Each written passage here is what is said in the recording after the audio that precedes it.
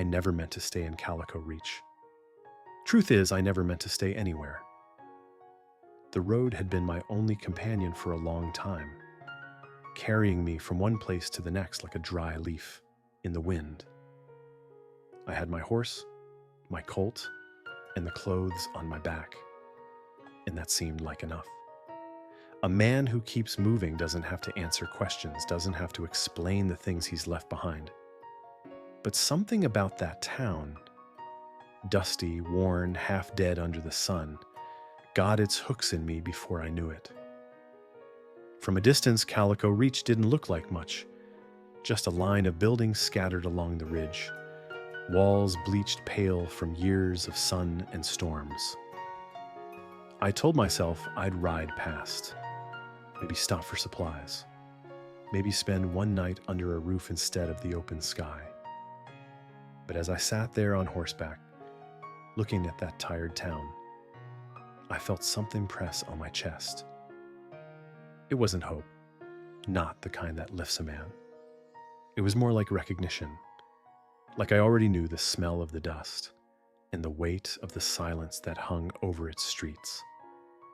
They called it a town, but it was more a place men clung to than one they built. The mines had dried up years before.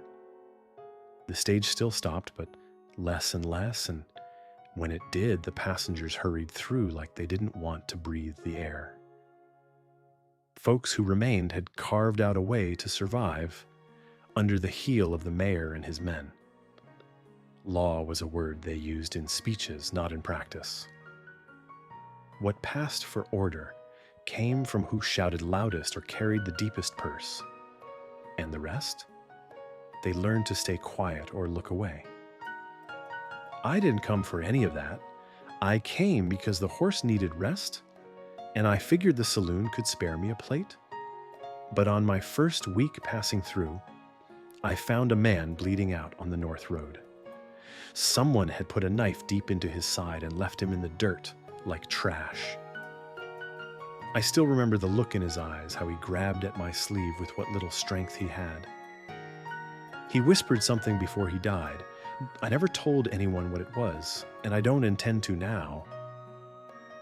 But it was enough to keep me there.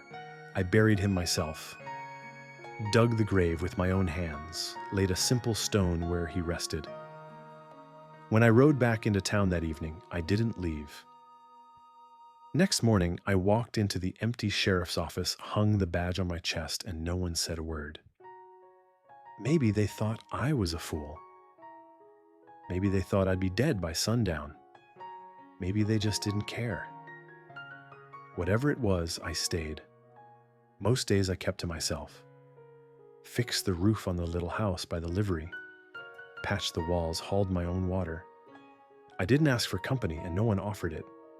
Folks saw me, tall and broad-shouldered, coat always dusted, hat pulled low. And they figured out fast I wasn't one for chatter. I didn't smile much, didn't laugh at all, but I did my job. I hauled drunks out of brawls without raising my voice. I watched the streets without stirring trouble. And in a place like Calico Reach, silence was its own kind of authority. There's a weight a man carries when he wears a badge. Some wear it proud, some wear it crooked, and some, like me, wear it because there's nothing else left to hold on to. I didn't come here looking for redemption or revenge. I came because that dying man on the North Road had pressed something into me with his last breath, and I couldn't turn away from it. What I didn't know then was that the town had its own way of testing a man. Calico Reach didn't ask if you were ready. It just set the fire and waited to see if you'd burn or stand. And for all my stillness, for all my distance, I could feel it watching me, waiting to see which one I'd be. If you've ever wandered into a place that felt like it was holding its breath, you'll know what I mean. The street seemed quiet enough, but behind every shuttered window and half-closed door was the hum of fear. The kind folks don't speak out loud. Fear of losing land, fear of losing face, fear of being singled out the way others had been before. And I, a stranger with a badge, walked straight into it and stayed. I didn't know her then, not yet. I didn't know the way her voice would cut through that silence, or the way her eyes would hold steady even when her body was breaking. I didn't know that a woman chained to a platform would make me remember what it meant to stand for something. But the ground was already shifting, even if I couldn't feel it under my boots. I reckon I could tell you 100 reasons why I should have kept riding. I had no family here, no debts, no ties. But if I've learned anything, it's that a man doesn't always choose the place where he makes his stand. Sometimes the place chooses him. In Calico Reach, dry, mean, forgotten, chose me. Before we dive deeper into this story, I want to pause and ask something of you. If you're listening to these words, if you're sitting with me in this memory, take a moment to like this video, leave a comment, and tell me where you're watching from. Your voice matters here. And it's the voices that keep stories like this alive. And if you'd like to walk further down this road with me, follow the channel so you don't miss what comes next. Because the story doesn't end with me picking up a badge in a forgotten town. It begins the day they built a platform in the square, chained a woman to a post, and told the world she was guilty of nothing but speaking truth. That's when the silence broke. That's when I stopped being just a man passing through. The morning they built the platform, I knew before anyone else what it was meant for. I'd been standing outside the general store, leaning against the post like I often did, hat pulled low, eyes scanning the street without letting on I was watching. At first, it was just the sound of hammers, sharp, steady, echoing through the thin air. Men dragging rough timber into the square, setting it down. Heavy enough to send dust rising in little clouds. Nobody asked what it was for, though I could see it written in their faces. Folks in Calico Reach had learned not to ask questions. They'd learned to look away, to treat cruelty like weather, something that came whether you wanted it or not. I didn't move, didn't call it out, just stood there watching the frame of that platform rise in the sun. My hand rested near the Colt at my side, not because I planned to use it, but because that was where it belonged. Habit. The mayor was out there in his vest, red-faced and loud, pointing this way and that, playing the part of a man in charge. I could see he was performing, not just for the town, but for the newspaper man who had come in on the eastbound stage the night before. Every word, every gesture was for show. He wanted a spectacle, wanted folks to believe his voice carried the weight of law. But law in Calico Reach had long since stopped being about right or wrong. It was about control. By noon, the crowd had gathered, men with boots scuffed white with dust, women keeping to the back with their mouths pressed thin, a few children too peeking around skirts, their eyes wide and unsure. It felt like the whole town had come, not because they wanted to, but because you didn't stay home when the mayor put on a show. You showed your face, you stood silent, or you risked being noticed. That was enough to keep most people in line. And then they brought her out, Laney Greer. I knew the name, but until that moment she'd been little more than a figure at the edge of my memory. A teacher I'd heard, one of the last who'd tried to keep a school alive when this town still pretended it had a future. She was from back east, Illinois maybe, someone had said. She wasn't known for being loud, but she wasn't known for bending either, and that was enough. In Calico Reach, silence was tolerated, but truth spoken aloud was not. I watched as they dragged her up the steps, chains heavy around her wrists, iron biting into skin rubbed raw. Her hair was tangled, falling loose into her face.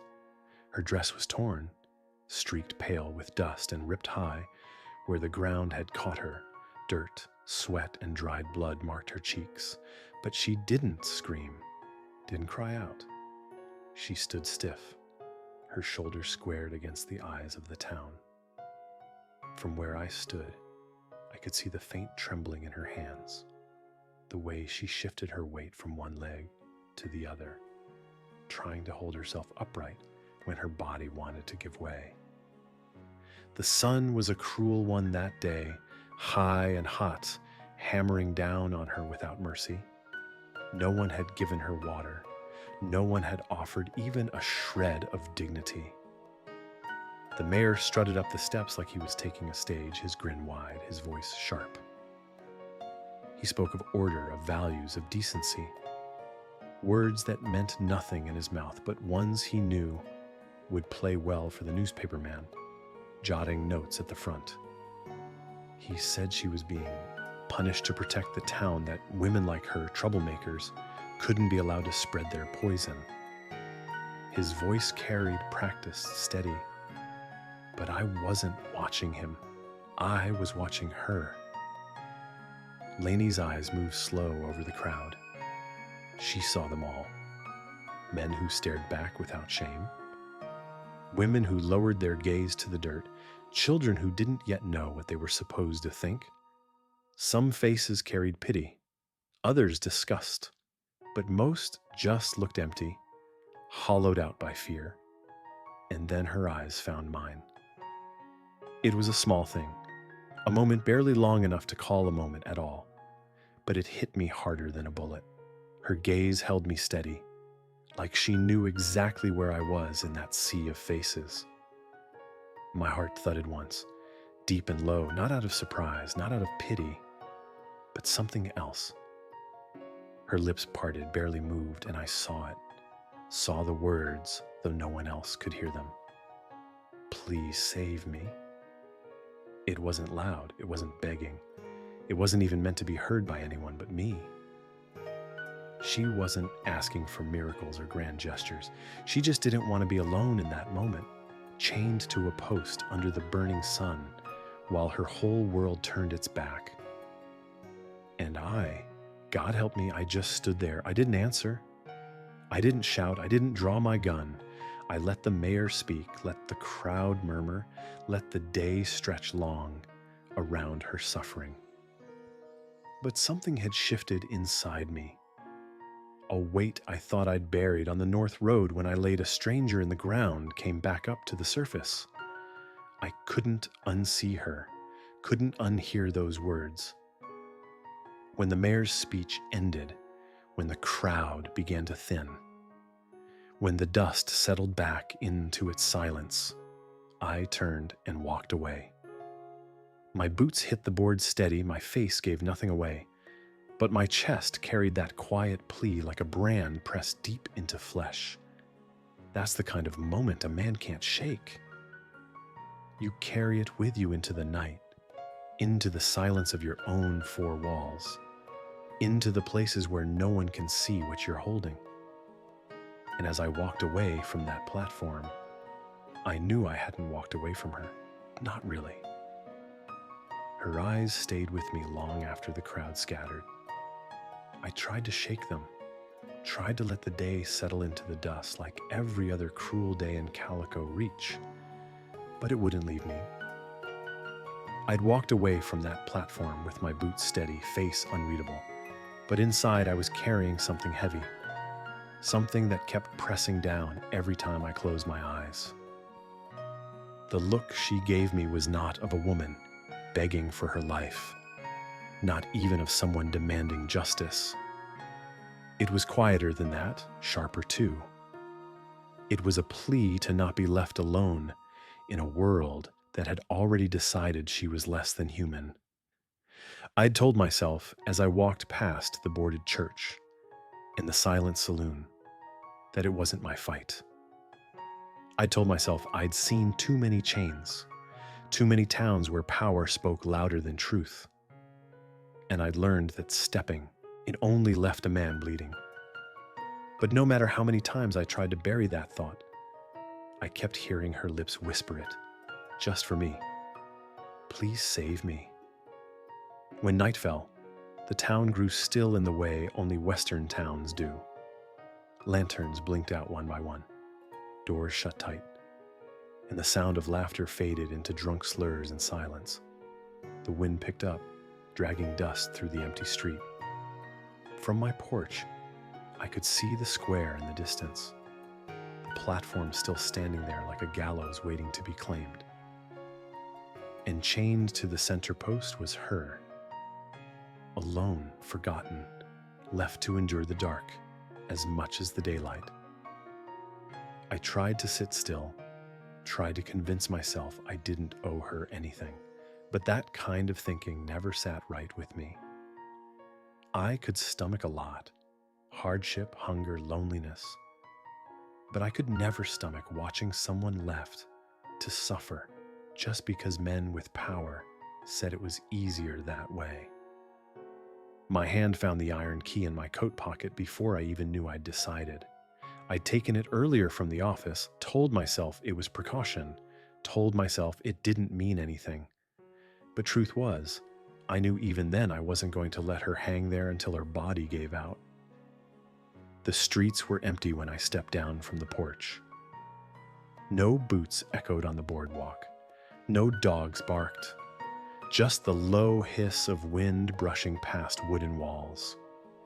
My coat flared against my legs as I walked, hat pulled low, rifle left behind for now.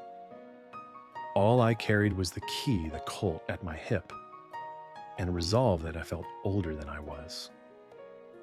When I reached the square, the lantern by the saloon door flickered once in the wind and went dark, leaving the place in near black.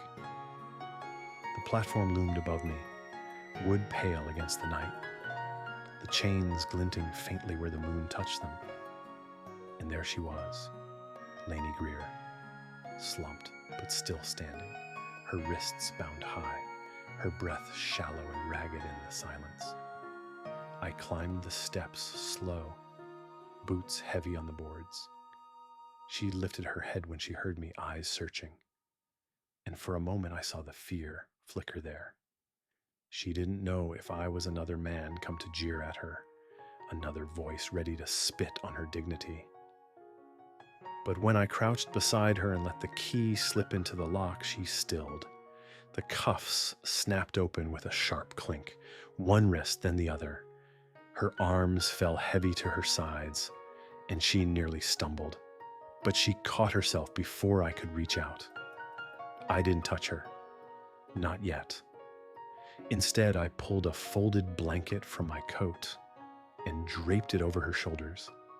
The wool settled around her, swallowing up her thin frame. Then I pressed a canteen into her hands. She gripped it like a lifeline, lifted it to her lips, and drank slow, water spilling down her chin. In the silence, it sounded louder than a gunshot. "Come on," I said finally. My voice was low, steady, not unkind, but firm enough to be clear.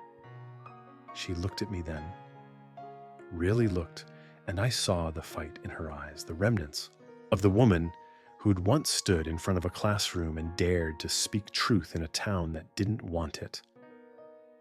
But I also saw the exhaustion, the weight of days spent in chains, the ache of being cast aside. She didn't argue. She just nodded once, pulled the blanket tighter, and stepped down off the platform beside me. We didn't speak as we walked. The town was quiet, windows dark, no one stirring to watch us pass. We moved past the old church, past the barber shop with its boarded windows, past the livery that smelled faintly of hay and sweat. She stayed half a step behind me, not from fear, but because her legs still fought to hold her upright. I didn't look back. I just kept walking, letting the silence stretch between us, letting her have the space she needed. When we reached my cabin by the livery, I held the door open and gestured inside. She paused just for a second, eyes flicking over the plain porch, the unfinished roof, the creak of wood that gave away the age of the place. Then she stepped in, slow but sure. Inside, the lantern burned low on the table, casting shadows across the patched walls and bare floor. The cot sat waiting against the wall, a wash basin near it, firewood stacked in the hearth. It wasn't much, but it was solid, and it was clean, more than she'd been given in days. I set the door shut behind her and stepped back onto the porch. She needed space, needed to feel the weight of quiet without someone looming over her. I stood there, rifle resting across my knees, eyes scanning the darkness, the weight of her whispered words still beating against my chest. I hadn't promised her rescue. I hadn't sworn vengeance. I'd only answered that plea the only way I knew how, by making sure she wasn't alone anymore. And as the night closed in around us, I knew this was only the beginning. The night carried a different kind of weight once she was inside my cabin. The lantern burned low, throwing long shadows across the walls, and I could hear her breathing from where I stood outside on the porch. It was uneven, the kind of breath a body makes when it's fighting to stay upright after too many days without food or rest. I didn't go back in right away. Truth is, I didn't trust myself too. There was something about her presence that unsettled me, not in a dangerous way, but in a way I hadn't felt in years. I sat with my rifle across my knees, eyes scanning the dark street, listening to the groan of old wood as the wind pressed against it. Calico Reach had fallen into silence after the show the mayor had put on. But I knew silence in a town like this didn't mean safety. Silence was the cover men used when they planned their next cruelty. Still, for that night, I reckoned she'd earned a little peace. I heard movement inside, soft and careful. When I finally stepped back through the door, she was still sitting on the edge of the cot, the blanket pulled tight around her shoulders. She hadn't spoken a word since I freed her.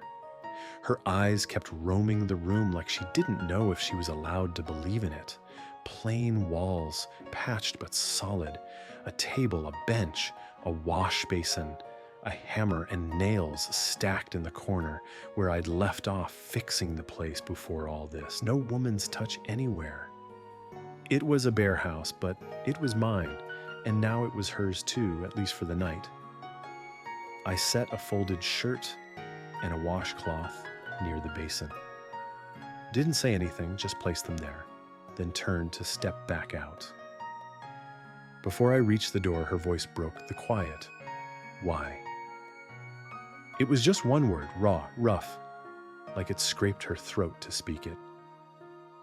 I stopped, hand on the latch, but I didn't turn. My jaw tightened before I answered.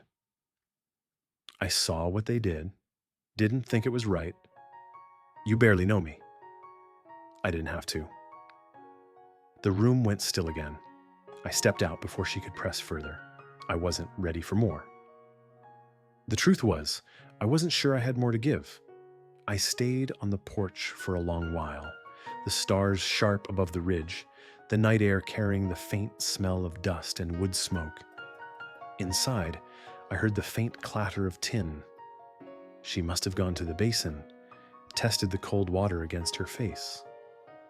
I imagined the shock of it, the reminder of what clean water felt like against bruised skin. It wasn't much, but sometimes it's the small things that remind you you're still human. When I went back in again, I carried a bowl. I set it on the table, steam curling up from it, beans and onion and a scrap of dried beef. There's stew, I said, keeping my voice even. If you want it. She nodded slow and rose from the cot.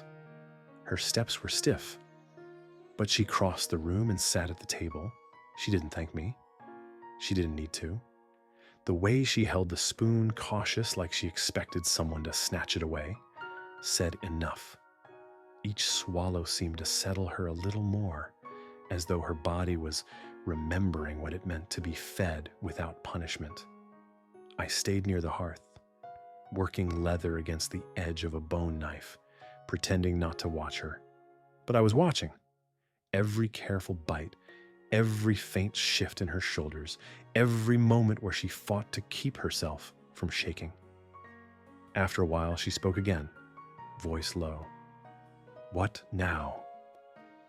I set the knife down, wiped my palm against my trousers, and looked at her. Her eyes were sharper now, more awake. "They'll notice you're gone by morning," I said. "But they won't come tonight. And when they do come, if they come here, I'll deal with it." Her brows pulled tight. "You'll get yourself killed." I held her gaze steady, letting her see the truth of it. "I've been close before." She didn't ask what I meant by that, though I saw the questions rise in her eyes. Instead, she looked down at her hands, wrists still red and swollen from the cuffs. She rubbed at them absent-mindedly, then pulled the blanket closer. Later, when the bowl sat empty on the table and the fire burned low, I brought her a small tin of salve. I handed it to her without a word. She opened it, dipped her fingers in, and pressed it against her raw skin. She winced once, then sighed when the sting faded. "I'll sleep outside," I told her. "You don't have to." "I know, but I will." There wasn't anything else to say after that. I stepped back out, pulling the door shut behind me. The night was cool, the kind that settled deep into your bones if you weren't moving. I sat with the rifle again, listening to the wind drag its fingers across the boards. I didn't know what tomorrow would bring. Maybe the mayor's men would ride at dawn. Maybe the deputy would show with a warning. Maybe nothing would happen at all. But I knew this. She wouldn't be alone again. Not if I could help it. Inside, through the cracked window, I caught the faint flicker of lantern light. She had laid down on the cot, blanket pulled tight, my old shirt hanging loose on her frame. For the first time since I'd seen her on that platform, she looked less like a prisoner and more like a woman trying to remember she was free. And I sat there in the quiet, steady as stone, keeping watch. Because sometimes saving someone doesn't start with a gun or a fight. Sometimes it starts with a key in a lock, a bowl of stew, and a promise left unspoken. You're not alone anymore. The first night after I brought her to the cabin passed like a storm inside me, though outside the wind was quiet. I stayed on the porch, rifle across my lap, boots planted firm, listening to the faint creak of the boards under her steps when she moved inside. Every sound told me she was still awake, still unsettled, still trying to believe this wasn't just another trick waiting to fall apart. I didn't blame her. I'd seen men stripped of dignity by iron and rope, and I knew it takes longer to mend the soul than the skin. I must have dozed some, because when the lantern light finally dimmed inside, I opened my eyes to find the sky paling at the edges. The fire in the hearth had burned down to ash, but she was still wrapped in the blanket, lying stiff on the cot, like she didn't dare let her body give in to rest. When she did stir, it was with a start. Her breath caught sharp in her chest, like she was expecting to find chains on her wrists again. She sat up too quick, blinked around the room, and only then seemed to remember where she was. I pushed the door open with my shoulder and set down kindling by the stove. She looked at me, wary, eyes darting like a cornered animal. I kept my voice low. "Coffee'll be ready soon." She didn't answer, just nodded, pulling the blanket tighter around her shoulders. I poured water into the pot, set it over the flame, and sat at the table while it heated. The silence stretched between us, but it wasn't heavy. It was the kind of silence that gave space, that didn't demand filling. She moved to the basin, dipped the cloth in cool water, and pressed it to her face. I watched her hesitate as she looked at the shirt I'd left folded on the bench. After a long pause, she slipped out of that torn dress and into the plain cotton. It hung loose on her, nearly swallowed her frame, but it was whole. And for the first time since I'd seen her chained to that post, she looked less like a spectacle and more like herself. She sat at the table across from me when the coffee was ready. I poured 2 tin cups, pushed one toward her. She wrapped her hands around it like she needed the heat more than the taste. After a while, she asked, quiet, "Why risk it?" I didn't look up from my cup. "Because I couldn't stomach leaving you there. You don't even know me." "I know what chains do," that was enough. Her eyes held me for a long moment. She wanted more, but I had nothing else to give just then. The past is a wound I'd rather keep bandaged. She seemed to understand, because she didn't press. Later, I set a pot on the stove, tossed in what beans and onion I had left. She watched the steam curl up, and when I set a bowl in front of her, she ate slow, careful, like she expected the food to be snatched away at any moment. I didn't rush her. I sat across the room, mending a piece of leather, letting her know I was there without pressing in on her space. It wasn't until she set the empty bowl down that she spoke again. "You lost someone." I froze, fingers tight on the needle. I didn't answer. "I can see it," she said, voice steady but soft. I set the leather aside, leaned back in the chair.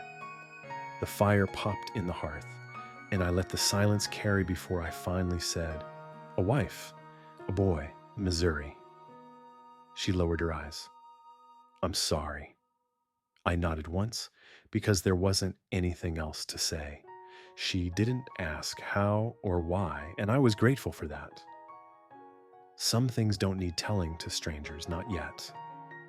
Her own story came later, when the night pressed down again and she sat by the fire with her hands folded in her lap. "They said I was indecent," she said, "that I lied, but all I did was tell the truth." She looked at me then, her eyes sharp despite the bruises. A rancher's son forced himself on a girl in my class. She came to me bleeding, begging for help.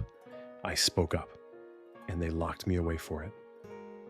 Her jaw tightened, but her voice didn't break. The girl and her mother disappeared. No one listened. No one wanted to. Easier to call me a liar than face what was done. I clenched my hand around the chair arm until the wood bit into my palm. "You did right," I said. "It didn't matter." "It matters now." She didn't argue. She just stared into the fire, her face lit by the glow, the shadows softening the lines of her exhaustion. I got up then, fetched another blanket, and set it on the cot. "You can stay here as long as you need." She looked at me, studying me like she was weighing whether I meant it. Finally, she nodded, voice low. "Thank you." I stepped back to the door, the night air slipping cool against my face as I opened it. "I'll be outside." "You don't have to." "I know," I said, "but I will." The door shut behind me and I settled on the porch again, rifle in hand, the stars sharp overhead. My body ached from the day, from the weight of it all, but my chest felt steadier than it had in months. She was inside, alive, breathing free. That was enough for now. And as I sat there with the night stretched wide around me, I realized something I hadn't felt in a long time. The silence didn't feel empty anymore. It felt shared. The days after I brought her from that platform settled into a rhythm that was strange to me. I wasn't used to another voice in my cabin, wasn't used to the sound of someone else moving about, and sweeping floors that didn't need it. Folding shirts I'd long ago stopped caring were wrinkled. But Laney did those things anyway. Not because I asked her to, but because she needed something to fill the silence. I understood that. Sometimes keeping your hands busy is the only way to keep the mind from spinning itself into the ground. I kept to my work. Chopping wood, mending the roof, checking the traps down by the creek. But even while I worked, I found myself listening for her. The soft scrape of a chair against the floor, the way she breathed when she bent over her mending, the faint hum that slipped from her when she forgot I was near. None of it was loud, but it was more life than these walls had heard in years. One morning, the air sharp with cold, I split logs near the fence while she stood beside me. Her swing was awkward at first, hands too soft, grip too high on the handle, but she didn't quit. She tried again and again until the wood finally cracked clean down the middle. She looked up at me, cheeks flushed, a little breathless. "You used to be a farmer," she said, like she already knew the answer. I nodded. Missouri, had land, wife, a boy. She let the axe rest against the stump, her face softening. "I'm sorry," I shrugged, though the weight of it still lived inside me. "Nothing to be done about it now." She didn't press for details, didn't ask how or why. That silence of hers told me she knew some griefs don't need pulling open to be believed. And in return, I didn't push her either. But that night, while the fire burned low and the wind rattled the shutters, she spoke without me asking. "I was a teacher," she said. Her voice was steady, though her eyes stayed fixed on the flames. "Back east, my father worked on the rails. After he died, I came west. Thought I could do more good here." She gave a bitter laugh, dry as dust. "Thought if I stayed quiet, followed the rules, didn't stir trouble, I'd be left alone." "You weren't," I said. "No," she whispered, "I wasn't." Her hands twisted together, in her lap, the wrists still scarred red from the cuffs. She touched them absent-mindedly as if to remind herself they were gone. "That girl," she said, her jaw tightening. "She was 13. She came to me bruised, bleeding. She asked for help, and I did the only thing I could. I told the truth. I thought it would mean something." I leaned forward in my chair, elbows resting on my knees, watching the firelight shift across her face. "They said I made it up," she went on. "Said she asked for it. Said I wanted to ruin a good man's name." Her voice cracked just slightly on the word good, though she swallowed it down quick. "The mayor made sure no one believed me." And then the girl and her mother disappeared. No one looked, no one asked. The silence that followed was heavier than the night. I felt my jaw clench, teeth grinding against each other, and for a long moment all I could do was stare at the flames. "You did right," I said finally. My voice came low, steady, but the words burned in my chest. "It didn't matter," she said, eyes glinting in the firelight. "It matters now," I told her. She looked at me then, really looked like she was searching for proof that I believed it. And I did. Because I'd seen towns like this one all my life, seen how men twisted truth into something ugly to keep their own boots on the necks of others. And I'd seen what it did to women like her.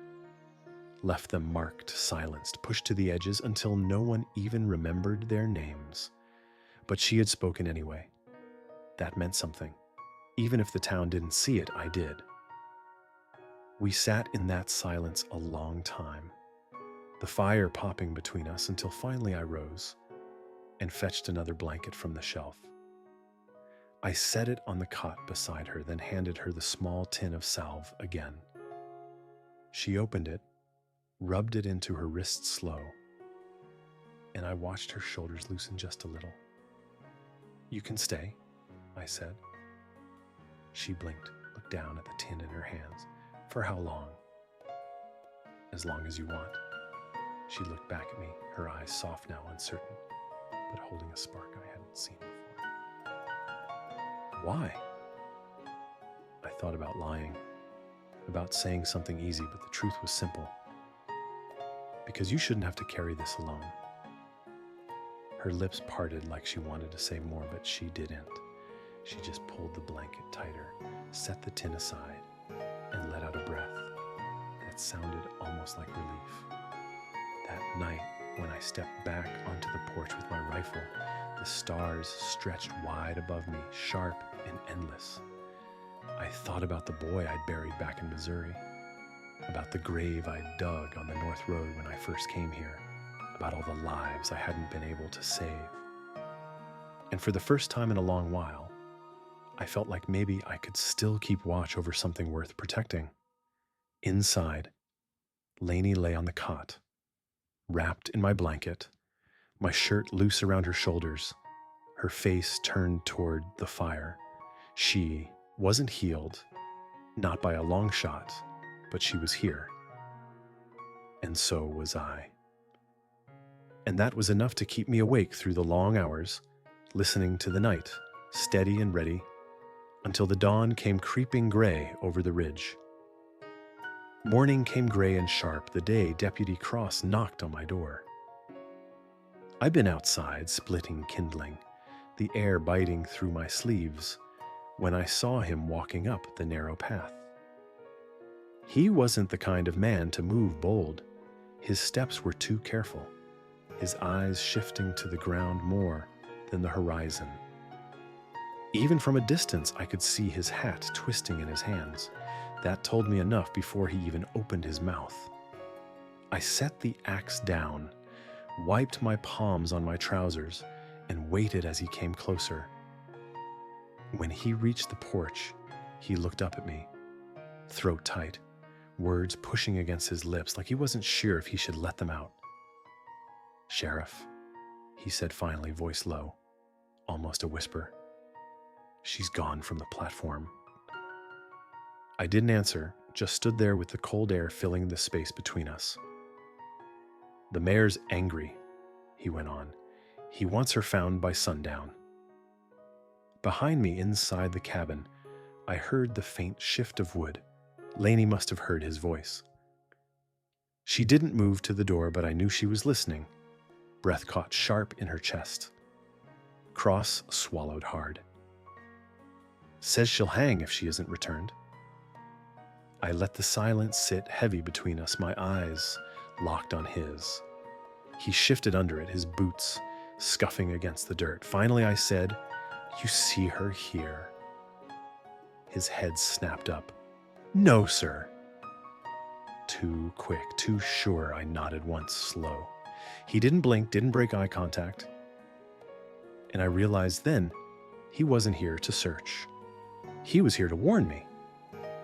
"I didn't say I came to look," he muttered after a long pause. "Just came to pass the word."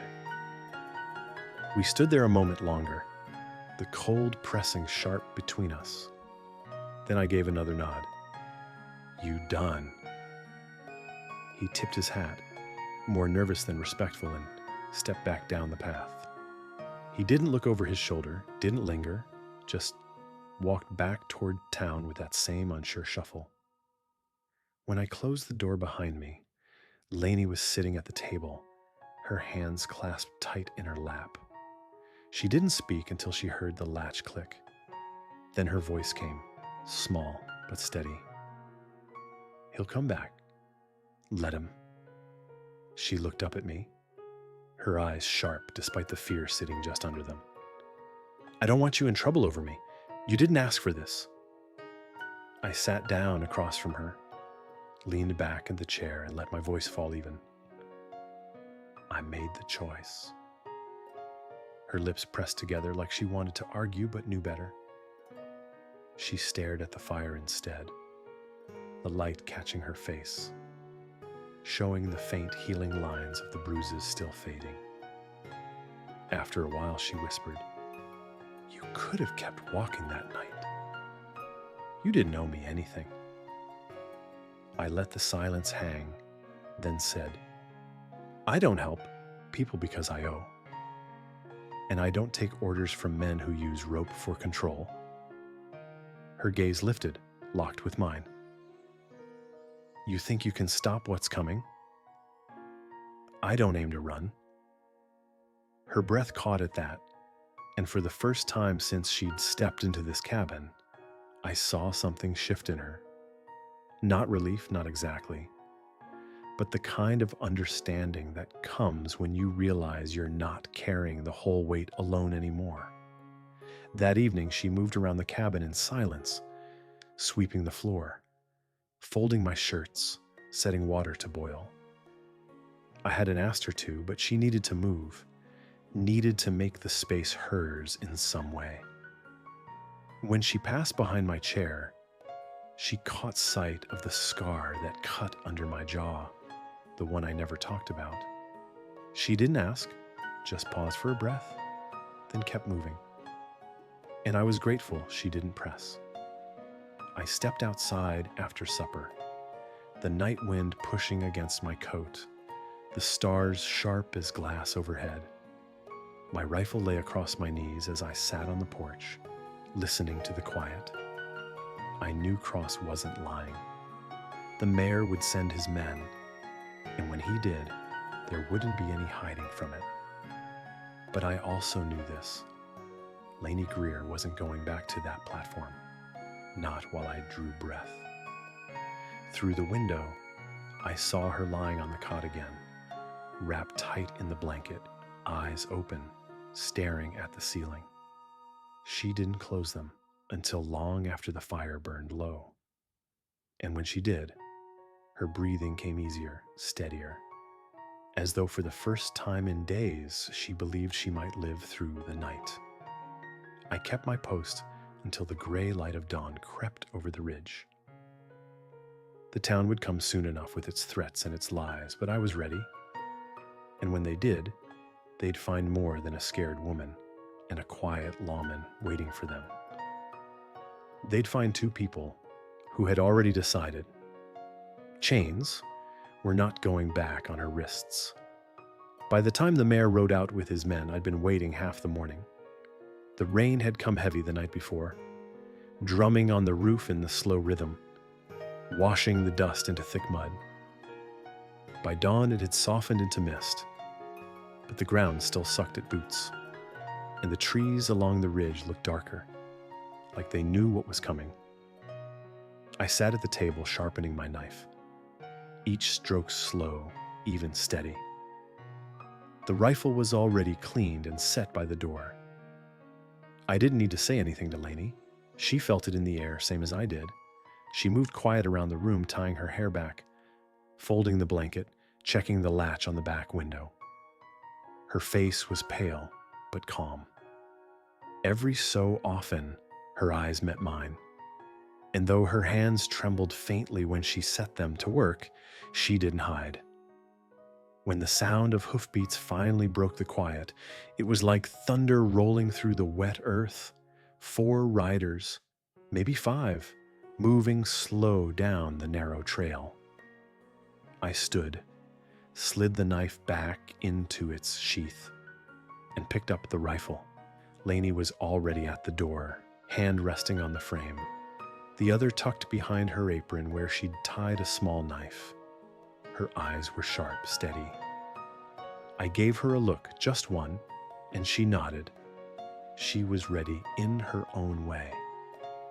I stepped out onto the porch as the riders drew up, the boards creaking under my boots. The mist curled around their horses, damp coats slick with rain. At the front sat Mayor Horner, his face red as ever, grin wide like a man sure of himself. Beside him rode two townsmen I recognized, weak men who bowed to louder voices. And then there was another, a stranger, broad, scar carved across his nose, eyes like cold stone. He looked at me the way men do when they've already imagined your grave. "Well now, us," Horner called, his voice carrying across the wet air. "Morning, Sheriff." "You're not welcome out here," I answered.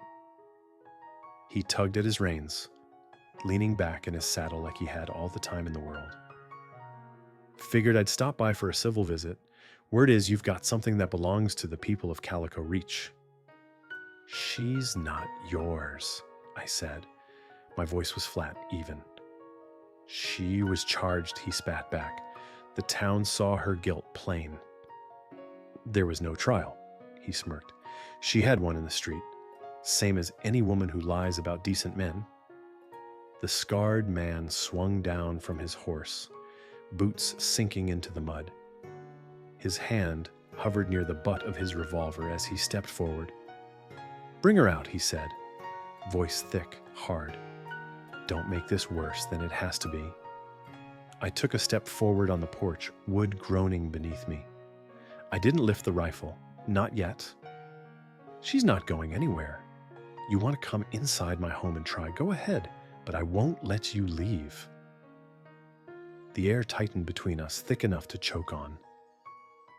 Horner's grin faltered just slightly, though he tried to cover it with another sneer. "She's not your concern, Voss. You're not from here. You don't understand how things work." "I know how justice works," I said, "and this isn't it." For a moment, no one moved. Rain dripped from the brim of my hat, tapped against the barrel of my rifle. The scarred man's fingers twitched near his gun. The two townsmen shifted nervously in their saddles, their eyes darting between me and Horner. And then, behind me, the door creaked open. Laney stepped out, slow, deliberate, her face pale but her eyes fierce. She came to stand just inside the doorway, close enough to be seen, close enough to make her choice clear. Horner blinked like he hadn't expected her to show her face. "I won't be silenced again," she said, her voice steady though the air trembled with it. "Not by you, not by anyone." Horner's jaw clenched, the color rising in his cheeks. "You're a liar. You slandered a good boy's name." "I told the truth," she cut in, fire flashing in her eyes. "You're just afraid of what it means when people start listening." The scarred man's hand closed on his revolver. That's when I lifted the rifle, smooth, unhurried, the barrel rising until it fixed steady on his chest. I didn't need to shout. My stance said enough. He froze, eyes narrowing, then slowly eased his hand back. One of the townsmen behind Horner shifted again, nervous, chewing at his lip. I saw the doubt in his eyes, the crack forming in the mayor's wall. Horner saw it too. "This isn't over," he muttered, voice lower now, tighter. "It is for today," I told him. For the first time, Horner didn't have a word to spit back. He jerked at his reins, wheeled his horse around, and rode off. The others followed, even the scarred man, though he lingered just long enough to burn me with his stare before climbing back into the saddle. When the sound of their hooves faded into the mist, I lowered the rifle. My shoulders ached from the stillness, but I didn't let it show. I turned to Laney, who was still standing in the doorway, her chest rising and falling hard. "You all right?" I asked. She exhaled, slow, shaky, like she'd been holding her breath the whole time. That was the first time I said it out loud. What happened? What he did? I thought it would break me. "You didn't break," I told her.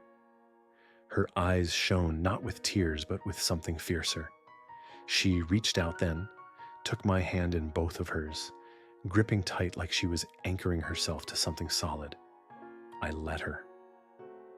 For a long moment we stood there together, the rain softening around us, the fire inside stronger than the storm beyond. And in that quiet, I knew it wasn't just about defying the mayor anymore. It was about her finding her voice again, about me standing where I should have been standing all along. Two people who had been left to weather the world alone, now choosing to face it side by side. The days after the standoff felt quieter than they should have. No riders came, no fists pounded on the door, no threats were shouted from the street. But I didn't trust the silence, not in a place like Calico Reach. Men like Horner didn't let humiliation lie. They waited, plotted, found new ways to strike. Still, the calm gave us something we hadn't had before: time. And time has a way of shifting things, even inside walls built on nothing but dust and wear. Laney didn't hide in the cot anymore. By the second morning, she was already up before me, feeding the mule, sweeping the porch, laying kindling neat by the stove. She cleaned out the old cabinet I'd never bothered with. Folded shirts I hadn't cared were wrinkled. Lined tools I used daily, as if the order itself mattered. She didn't do these things because I asked her to. She did them because she'd decided she wasn't just passing through. She was making this place hers as much as mine. I watched her sometimes, quiet, as she moved about the cabin. The way she pressed her lips when she concentrated on stitching a seam. The way she hummed low, almost under her breath, when she forgot I was listening. Those little sounds were more life than these walls had heard in years. They filled corners that had been empty too long. And though she carried her scars plain, both on her skin and in the way she startled at sudden noises, I could see something else beginning to grow in her, a steadiness. One afternoon, I saddled my horse. She stood on the porch, arms folded, watching me cinch the strap tight. "You're heading into town?" she asked. "Won't be long," I told her.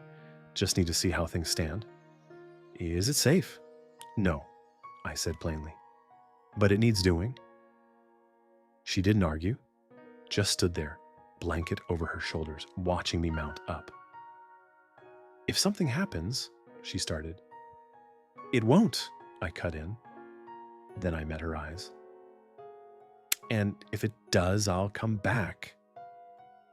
She nodded, but the tightness in her face told me she didn't like it, neither did I. But there are things a man can't leave to guesswork, and Calico Reach was one of them. The town felt different when I rode down its main street. Conversations cut short when I passed. Men who used to spit easy at my boots now kept their eyes low. The saloon, usually rattling with laughter by midday, was near empty. The post office window was shuttered. And Horner, he was nowhere in sight. The air felt like it was holding its breath, waiting for something to break. I tied my horse outside the office and stepped inside. Cross was there, head bent over a stack of papers. He looked up quick, like he hadn't expected me. "You're alive," he said. "For now." He stood, walked around the desk, hat in hand. His face was pale, his eyes shifting, but there was something steadier in him than before. "You shouldn't be here." "I know. That's why I came." We stood facing each other, two men caught in a line neither of us had drawn, but both of us knew was there. "You knew they'd back off that day," I said. He let out a slow breath. "I hoped they would." "Is Horner planning something else?" Cross hesitated, lips pressed tight, then shook his head. "He's too quiet, but folks aren't backing him the way they used to." Words spreading about her, about what happened. "He still has the landowners in his pocket, but he's slipping." "You ever think about who you're working for?" I asked. His eyes lifted to mine, steady for once. "I do now." That was all he said, and all I needed. I left him to his papers and rode back out as the sun dipped low. When I reached the cabin, Laney was sitting on the steps with a bowl in her lap, shelling beans. She looked up the moment she heard hooves, her eyes scanning me like she was checking I was whole. When she saw me climb down, her shoulders loosened just a fraction. "You didn't take long," she said. "They're not sure what to do now," I answered. "Horner's losing ground." She nodded, set the bowl aside, and stood. The lantern light caught the faint smile on her lips, small but real. "Good." That night, we sat on the porch together, a low fire burning in the pit a few yards out. The heat touched our legs, and the stars came out sharp and bright. She'd leaned forward, hands clasped, staring at the flames. "There's still a piece of me that flinches," she admitted. "Every time I hear footsteps, I think someone's coming to drag me back." I didn't speak. I waited. She turned her head, eyes meeting mine. "But I don't feel that way around you." "You don't have to be afraid here," I told her. "I know." Her voice softened. She reached out, touched the back of my hand. Her fingers were warm from the fire.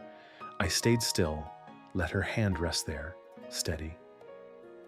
"I think," she said carefully, "I've been waiting a long time to feel safe enough to want something again."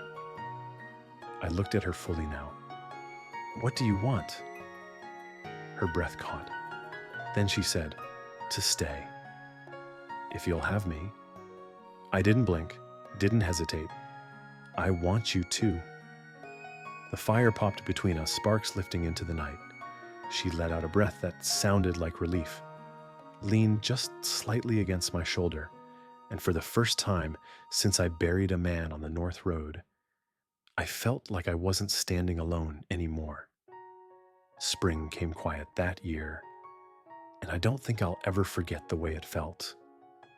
The ground softened where winter had bitten deep, the creek ran steady again, and the air carried the smell of pine and new earth instead of smoke and fear. For the first time in a long while, I didn't wake each morning bracing for the sound of hoofbeats at the door. Instead, I woke to the sound of her moving about the cabin, her feet light on the boards, the low clatter of tin, the hum she let slip when she thought I wasn't listening. Laney had filled this place with something it hadn't known since Missouri: life.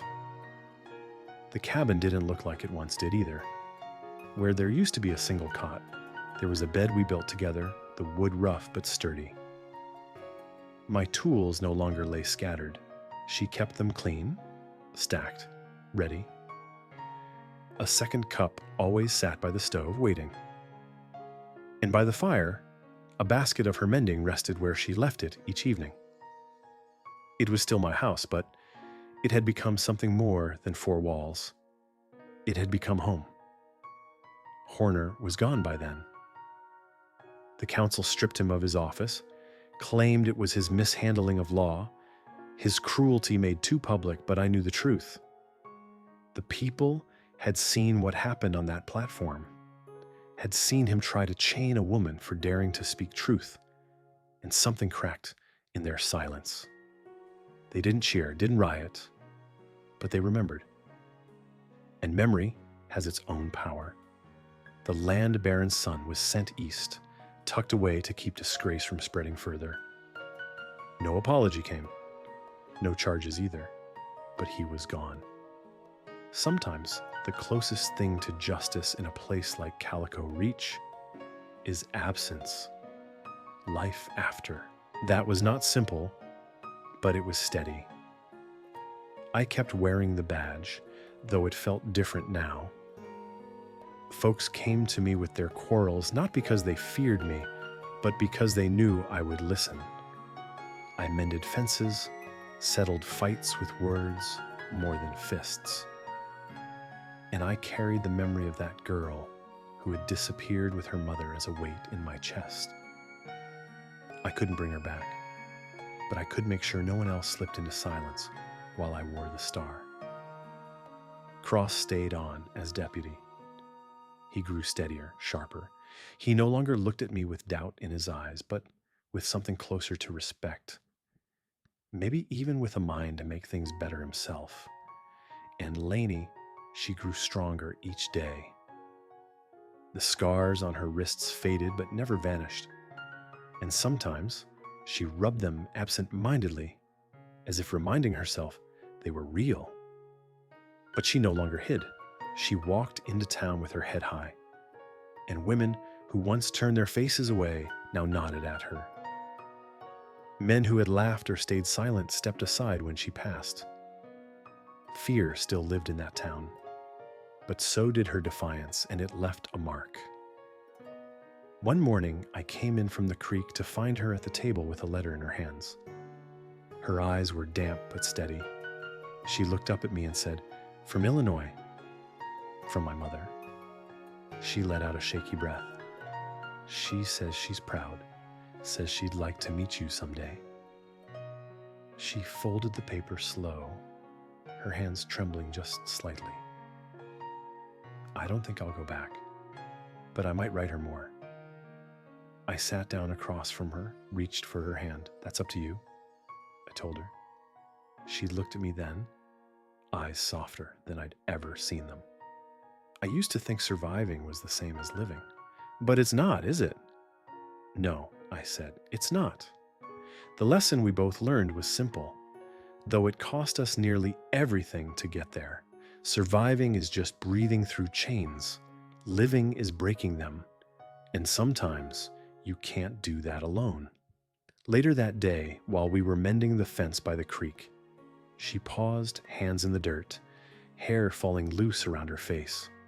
She turned to me and said, "I want a life here, not just a place to hide." I set the hammer down, walked over, and knelt beside her. From my coat pocket, I pulled a cloth bundle, unwrapped it to show the silver ring I'd shaped myself.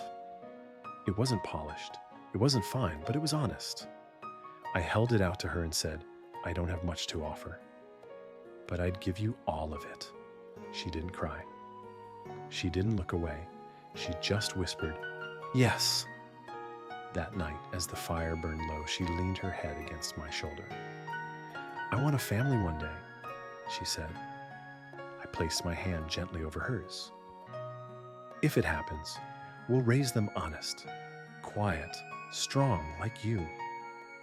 The world outside the cabin didn't change much. Dust still blew off the ridge. Men still sought power in ways that broke others. But inside those walls, there was no more fear, no more chains, no more silence pressed against the throat. There was only choice, only stillness, only the kind of love that doesn't need to be spoken loud to be real. And maybe that's the lesson worth telling, that sometimes it's not about the battles you fight, but about the lives you choose to build after. If you've walked with me through this story, if you felt the weight of those chains and the warmth of the fire that followed, I'll ask you this. Take a moment to like this video, leave a comment, and tell me where you're watching from. Your voices matter more than you know. And if you want to keep walking these roads with me, follow the channel so you don't miss the stories still left to tell. Because in the end, this isn't just a story about a sheriff and a woman chained in the square. It's a story about how two people, broken in their own ways, chose each other and found that living meant more than surviving. And that choice, that simple, stubborn choice, changed everything.